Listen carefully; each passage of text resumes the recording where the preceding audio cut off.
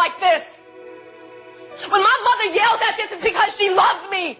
I was rooting for you. We were all rooting for you. How dare you? Learn something from this. Y'all, we need to talk about a few different things.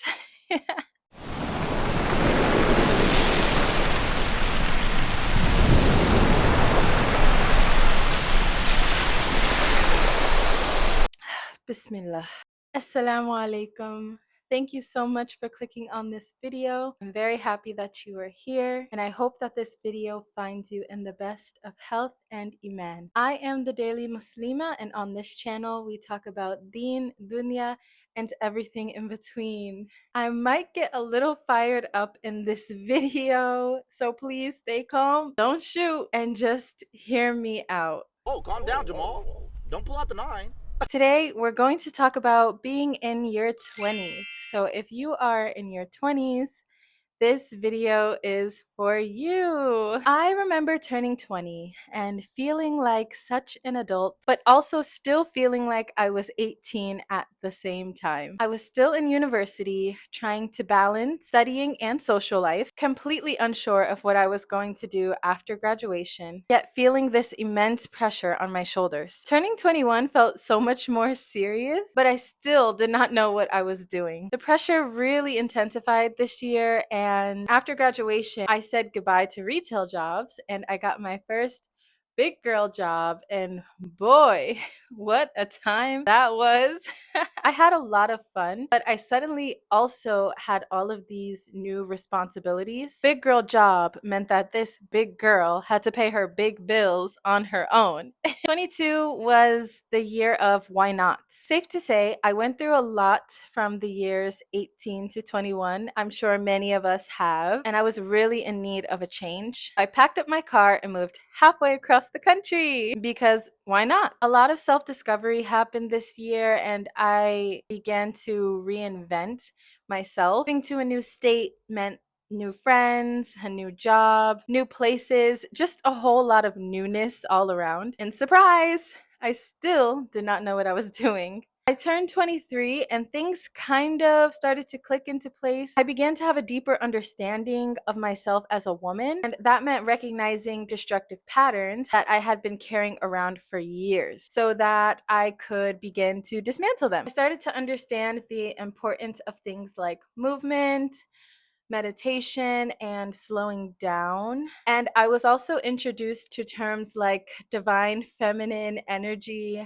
and attraction on more than a surface level. This is the year that I really started to listen to my body and increase my observational skills. I started to become very intentional about my time, hobbies, people that I kept around me, and I also began learning more about cycle syncing, which was exciting and eye-opening. I actually plan on doing a whole video about this, inshallah. But yeah, 23 was deep. 24 was a transformational year, to say the least. I laughed, I cried, I loved. I imagined and reimagined what I wanted my life to look like. I began to really tap into my inner knowing and distance myself from so many things that were no longer serving me. There were a lot of lonely moments during this year as I stopped engaging with and consuming certain vices that were damaging to me. I began to rediscover what fun meant, spending lots of time outside, cooking, discovering new forms of movement, also engaging with nature. I established new routines, healthy ones, and most importantly, I discovered Islam. 24 was full of challenges and twice as many blessings. Alhamdulillah. You know how they say that the brain doesn't fully develop until you turn 25? Well, yeah, they were right.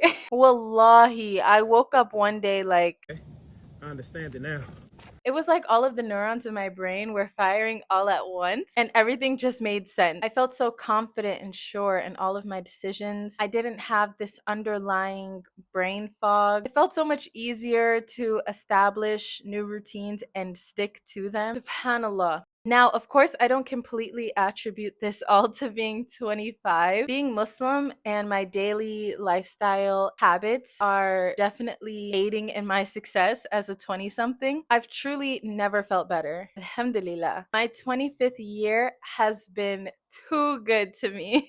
Alhamdulillah. I say all this to say the 20s are full of ups and downs. However, comma, I'm gonna need some of y'all to wake up. Yes, our 20s are a time to make mistakes, try new things, and discover our identity. And we're also not going to be 20 somethings forever. So many people live as if we are. I get wanting to have fun and live in the moment, but we cannot deny that the habits that we establish now in our 20s are going to carry over into our 30s, 40s, 50s, 60s, and beyond. And these habits are either going to make or break us. I feel like so many of us young people, so many of us are wasting our prime years engaging in harmful behaviors and not thinking about the long-term outcomes. And now when I talk about long-term outcomes and the future, I'm not just talking about career, family, blah, blah, place name, backstory stuff. Yes, those things are important, but what I really want to touch on in this video is the physical and mental condition of a lot of us 20-somethings and how we are either setting ourselves up for success or causing our own demise.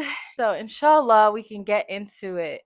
So the first thing that comes to my mind when I think about this topic is the normalization of not taking care of our bodies. And this is a broad statement with smaller subcomponents. So I made this little diagram and I figured we can call it our anti-self-care umbrella. As you can see, one thing that we have under this self-care umbrella is alcohol. And alcohol consumption is embedded so deeply into our culture that people think it's strange when someone isn't drinking. Guys, alcohol is poison. Literally a toxin, babe. There are zero benefits of drinking alcohol. I recently just heard about a study or some fancy schmancy guy talking about how even one drink of alcohol a week is increasing the risk of poor health outcomes. But like, people are still doing it in 2025. Grow up. I don't mean to be insensitive or anything. And I know that things like addiction exist. However, if you've never been diagnosed with an alcohol addiction, yet you consume it voluntarily, Grow up! I can get into a really long tangent about this, and I would rather not, or maybe I will in another video, but let's get back to our little umbrella. Having a poor diet and not exercising is another one of those things that's seen as just like, oh, of course I'm having Chick-fil-A for the 4th time this week and I struggle to drink 1 bottle of water a day. That's just how I eat. No, but it's not funny. At the end of the day, is it? It's serious. And maybe something like this could slide in high school, but we're in our 20s now. Grow up! I get it. It can be hard to go grocery shopping and find a recipe and prepare the food, cook meals while you're working. Maybe some of us have kids or we're students in school, etc. But life is all about choosing your hard. And hear me out. Would you rather struggle with learning how to cook and learning how to work out, or struggle with breathing because you're in your 30s and you're out of breath from walking up 1 flight of stairs because your diet for the past 10 years has been hot Cheetos and Pepsi? Your choice. We all have choices. And some of us choose to do the hard thing now so that our lives can be easier later. I hate to sound like my mom when I say this, but I blame those phones. There's no way our generation talks so much about not having time to do this and not having time to do that. Let's take a look at that screen time. Yeah. Oh, okay. Moving on. Speaking of those phones, why have we normalized not sleeping? Sleep is probably one of the most slept on self-care tips. Just look at what Google has to say about it. See, it's on the internet. It must be true. No, seriously. I don't know about you, but when I get less than 7 hours of sleep, I do not feel like myself. I also notice the difference in my workouts, my skin, just everything. Everything goes bad when I'm not sleeping properly. Ever heard of the term beauty sleep? Well, it's real. Also, apparently there's this link between blue light and sleep outcomes, and blue light is that light that we see from things like our phones, tablets, computers. And I know that iPhones have a setting where you can change the light from blue to this orange light and it's softer on the eyes. And I've gotten into the habit of doing this at nighttime. I'll just put my phone into this setting. I noticed that it does put less strain on my eyes, but I have still been really trying to decrease my screen time to 0, 30 minutes before bed, which has been really hard, but I'm trying. And I encourage you to try as well. I personally try to fill this time with more calming and regulating activities, journaling, reading, listening to Quran, healthier alternatives to doom scrolling in bed. Let's look at our little umbrella one last time. So this last point kind of sort of connects everything I just said. We do all of these anti-self-care things because of comfort.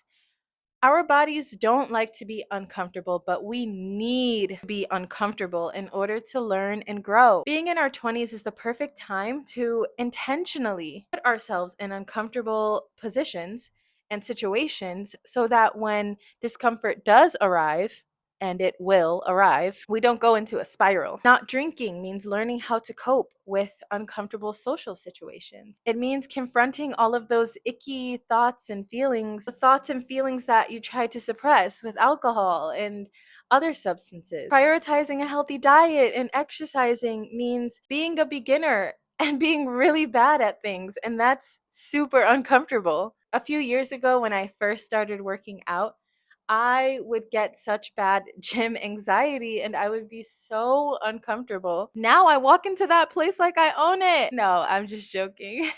That's just how it feels in my head. Going to bed early means breaking the comfort cycle of doom scrolling in bed. In order for us to succeed in our 20s, not just in our 20s, but forever, inshallah, our fear of staying the same must be greater than our fear of discomfort. I would really like to dive deeper into this topic of being intentionally uncomfortable because I do think it's really important, especially in a world where we have convenience at the tip of our fingers. It's those phones. But yeah, I think I'm going to end the video here because it's almost Maghrib and I'm losing light. So inshallah, this video was helpful and useful to you guys and you learned something, inshallah. I pray that Allah continues to guide us all and increase us all in our thirst for knowledge and makes it easy for us to engage in healthier habits that are beneficial to us not only in this life but the next. I ask him to forgive me if I said anything that was wrong or anything that causes anyone harm. May Allah continue to increase all of us in goodness and health and iman. Thank you so much for watching this video. This has been the Daily Muslimah. Until next time, Assalamu Alaikum.